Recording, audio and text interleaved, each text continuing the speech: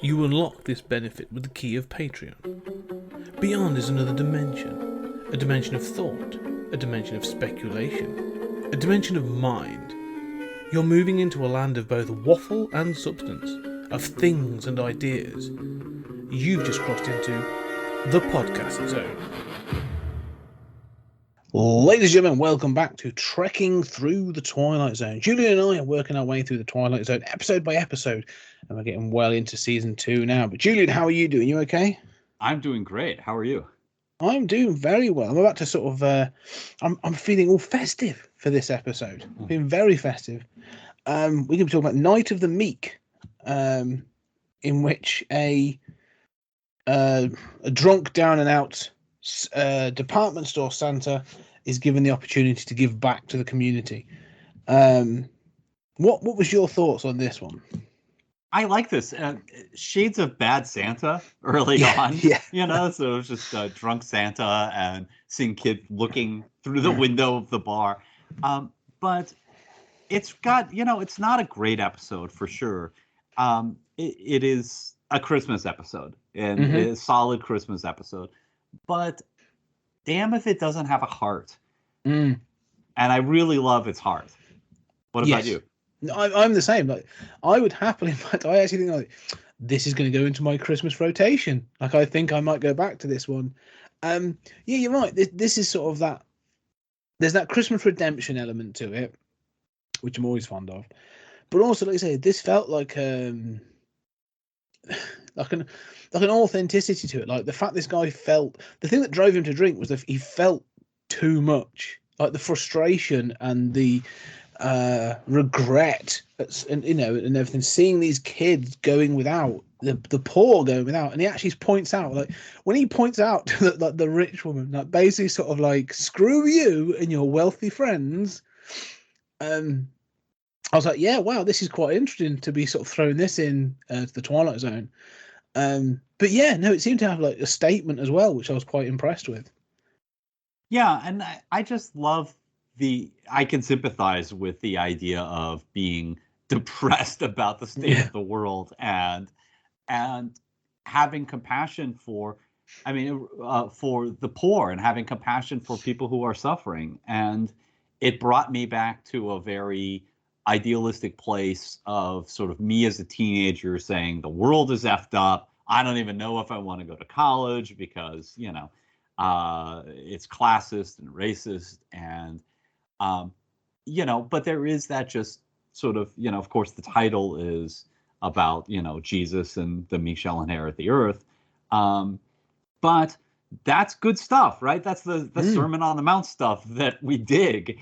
And it's heartbreaking to think of people in tenements who have nothing and can't take care of their kids, can't give them anything for Christmas, let alone have enough food. Yeah. I mean, you say this is very sort of prescient today, but like, I love the fact this did focus on the kids and there was that thing, but it wasn't just the kids. Like, he has his friends, those guys that are sort of there, are sort of struggling and dealing with, substance and alcohol abuse themselves. And then he goes in and he's like, I've got presents for everyone. Like, this isn't just about the kids. This is about sort of like, no, this is the time for everybody to sort of feel better and to get something back. And so I liked it because it felt like authentic in our heart, but without being saccharine, which I know these things can sort of fall into.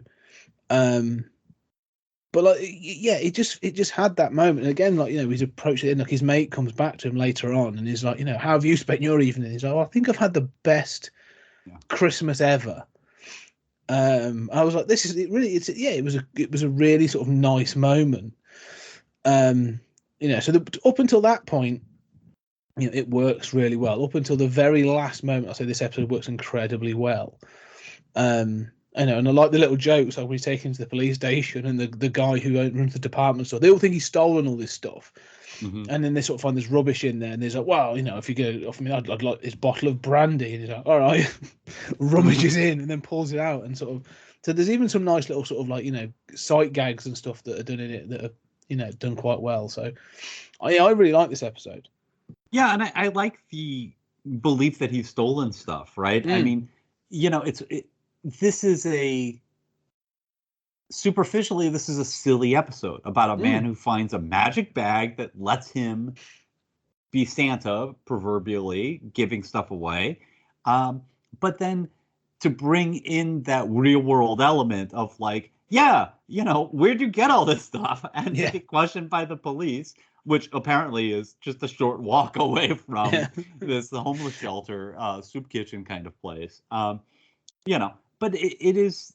I like that sort of like real world element. Like, yeah, if somebody did start doing this, if somebody did find a magic bag, if Santa were real, people would say, "Where'd you get this stuff?" Yeah. Well, I thought it was interesting actually that the woman that hands him in um, is the sort of the Christian, leading the soup kitchen and stuff, and so there's no superstition or spirituality in that of like, no, this is a miracle. It's straight to, well, I know you're a down and out, and so you stole this. And so I found that even interesting as well, that there was this presumption of guilt from the off, even from the Christian woman that's supposed to be running the homeless shelter. Well, and that's that classic divide between sort of, Bible thumping Christians versus people who have charity and the meek in their heart. Mm-hmm. Yeah, and I think this episode showed it. Like, it's a really interesting. Again, like, this is 1960 sort of. We're getting into that. It's age again. Looking back and going like, no, these things like this consideration's been around for almost 60 years. Yet nothing has been done about it. But yeah, it was interesting. It is white. It is male, right? Yeah. I mean, I can watch this and say, right, it's the sort of like down and out drunk white guy who gets this spiritual gift. And, but, it's not like this is really all that sensitive. But its heart is in the right place. And it's just beautiful to see.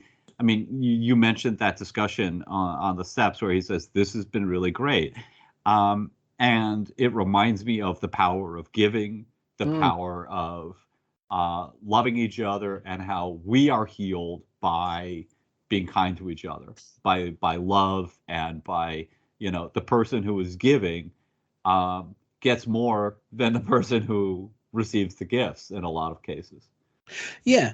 And I mean, one of the things you mentioned how small this set clearly is. Like, it's obviously, quite a small thing, but that was one of the things that fits into that idea for me. Like, it's because obviously, they've got to take shorthand. You've got to be sort of shown things quite quickly. And so in this episode, the fact that this set is very small shows me that this is a small community. Like, this is a neighborhood within a city. Like, this isn't just sort of like, oh, well, he's trying to cover the whole of the city. Like, no, as you said, he's probably covering like 2 or 3 tenement buildings and this other thing, sort of like, this is a city block, possibly, really, more than anything else. And so it felt like this was all, like the cop from the station knew him, and he's obviously known as that sort of, as one of the down and outs and stuff. And so it felt closer to me for that. The set building, like I say, it felt more important as well, because it's not just giving in general of like, yes, I can give away. It was that thing of like, no, I can give back to the community in which like I exist. Like, that's what's important. It's not just about, like if I was a millionaire or a billionaire, like, yeah, I can give away to charity, it's fine. But being in that situation and giving back to the community directly, it feels more heartfelt, authentic, and sort of, definitely sort of, it pulls at those heartstrings more than if it was done on a bigger scale. Like, if it became Santa and then instantly sort of like flew over the city and gave everybody toys, like, it wouldn't have that same impact. Yeah, that's a good point. That it's small, it's intimate, it's the people he knows. I'm struck by how unlikable he is in the beginning. Yeah. And he turns into a really likable guy, especially once he experiences the miracle of being able to give and to help people. And it is remarkable. I mean, talking about just that heart in the right place, that warm feeling that I have watching this episode. at no point, I mean, of course, I think like, right. I mean, these people don't have health insurance, Yeah. maybe we need to do something to fix that. Right. But at no point does this show ever say or suggest, despite his alcoholism, which he takes the blame for, I mean, he apologizes for, but he, at no point outside of that, at no point is there any indication that these people living in tenements have somehow failed, right? That it's their fault, that they deserve the level that they're at, and all this sort of stuff that we're used to now. This is, just you have a responsibility to the poor, and you have a responsibility to people who are suffering and have less. Yeah, I think in this episode more than most, I definitely felt that with this episode that there was that leaning of, let's say, a more liberal, left-leaning sort of like in tone. But I think we've said it before. I definitely have felt that with the Twilight Zone in general has that sort of a slightly sort of more liberal leaning, where it'll say like you say it'll either not comment, like it won't put anyone down, or it'll sort of have that thing of like, well, it's not their fault they're in that position, that they've got to learn to live with it, or pull themselves up by their bootstraps kind of thing. It's like, no, sometimes we need help, and that's why sort of like we look to these unusual events that may or may not happen to people. Yeah, it's heartbreaking to think of, people struggling in this way and not being able to, give their kids food, let alone a Christmas gift. Yeah, it was timely watching this because I've been away this week to London, and so I was watching this on my phone actually, but in the evenings. But walking through London, and any major city, like you find this, but walking through London, there's an abundance of the homeless. And in the moment we're going through a bit of a storm. We've got, it's not like earthquake shattering. It's a British storm. It's a European storm. It's not quite the level, but trees knocked over and some damage done. But I'm still at home, and I felt this again watching this. I'm in a hotel or I'm at home, secure, warm, with enough supplies. And even if I was to lose electricity, I'm still like, yeah, but I've still got a shelter over my head. I've got extra clothes I can put on. There are people, and it did make me think like there are people living out there covered by cardboard. Yeah. And it's difficult because you want to sort of engage with one of them, but it's sort of like and this sounds awful, but like that where is that line? Like you can spiral then to be like, I've got to help all of them, but it's difficult. But it is it does help you realize, or it makes you realize that it's fine to see someone you identify as being homeless or in difficult situations on a lovely warm summer's day. Because you can go, well, it's dry, it's whatever, I'm sure they'll find some shelter. But when it's absolutely lashing it down, or it's snowing, or it's Christmas Day, that there's a much greater impact to that situation. Yeah, it's humbling. I mean, I think that if nothing else, it gives us an opportunity to be grateful and find the humility in our hearts to be thankful for the luck that we've had in our life.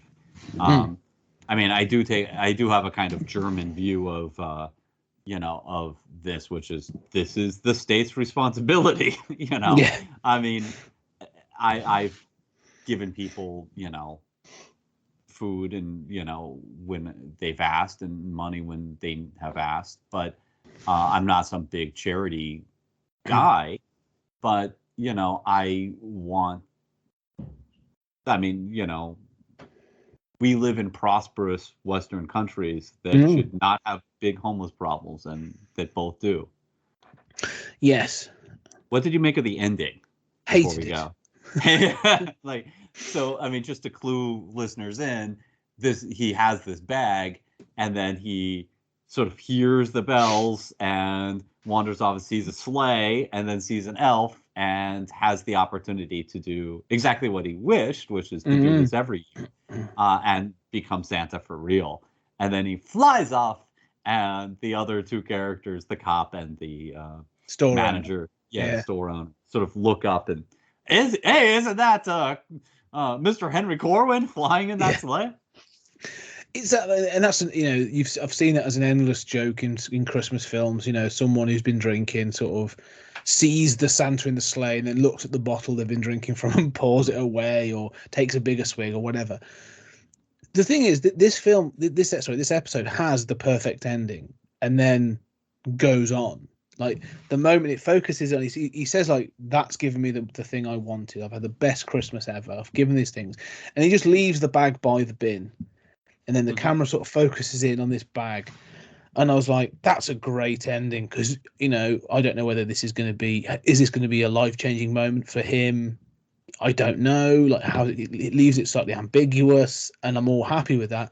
And then you turn up to this bright, you know, it's black and white, but this clearly colourful sleigh, an irritating elf who's sort of like, you know, who's just jumping all over. It was a real disappointment that they decided to go with this as an ending. Yeah, I don't think I hated it as much as you did, but yeah, I mean, it is sort of gilding the lily. I mean, I can see why it would appeal as sort of like, let's take this story further, let's have another twist.